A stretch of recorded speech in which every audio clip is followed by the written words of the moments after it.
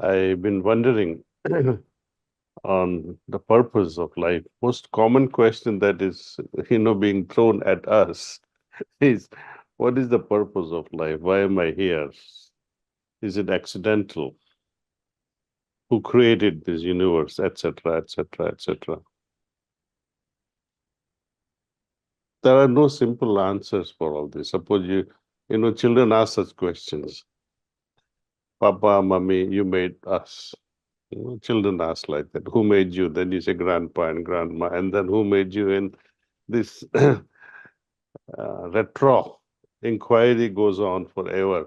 And when you say God made all of us, then the final question would be, who made God? And why did God make such a mistake of creating this imperfect universe? Why people are suffering? If God created it, why there are so many defects in his creation?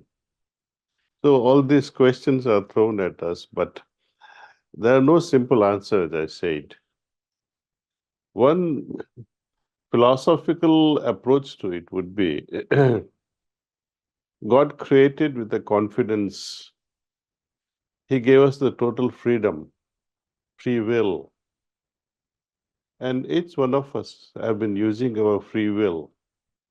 Even when the God speaks from within, sometimes we listen. Most of the time we don't listen.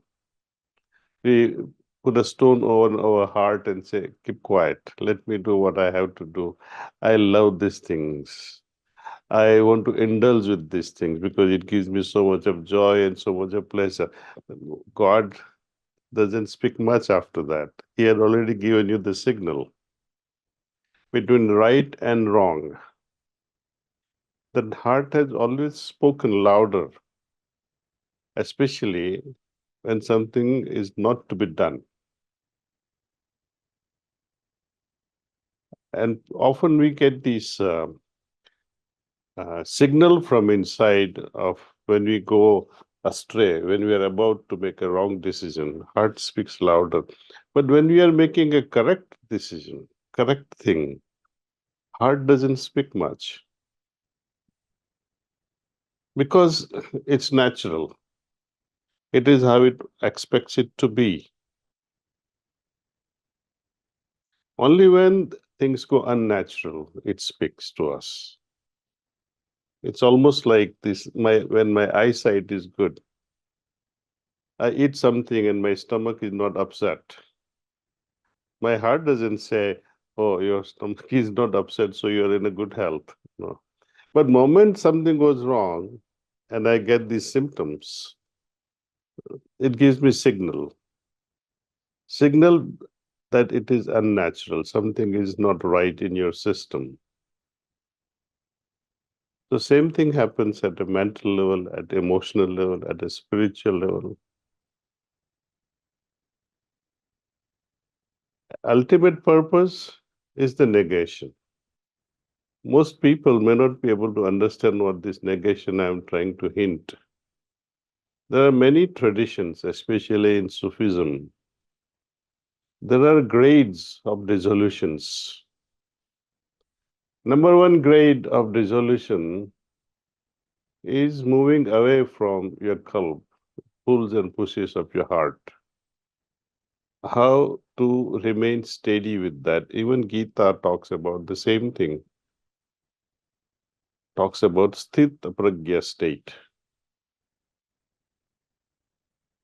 Sufism talks about fana. They both are hinted towards the same thing with a different vocabulary. Now, what is after this? What is after sthita pragya? What is the use, the purpose of steady wisdom? Or having arrived at fana, what is the next state? Then the idea comes that the absolute merger in the ultimate, it's like the raindrop falling in the ocean, the soul merging with the ultimate becomes the ultimate. It's like the raindrop falling in the ocean, becoming the ocean. And there is no individual left to say, I exist. You have become the ocean now. Ocean can say something, but now drop can't say anything anymore because the individual identity is lost. And that's what baka baka means. Where earlier, fana means your individual ego is dissolved. Yet your self still exists, where even this self dissolves and annihilated somehow. Then you have arrived at a state called negation. Now, is this negation possible without surrender? It's not possible. We have to let go of so many things, including the self. So other things are just toys to get rid of. How long will you keep playing with your toys? And is surrender possible without acceptance? Is acceptance of the other, maybe your beloved or of God? Is it possible without love? Is love possible without trust? Is the trust possible without experiencing the other? Is this experience possible without action, your practice?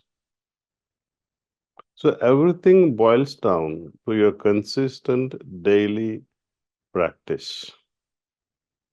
Often people say, do your practice, perform your practice with love, etc. You must surrender and then practice. No, surrender is not a means.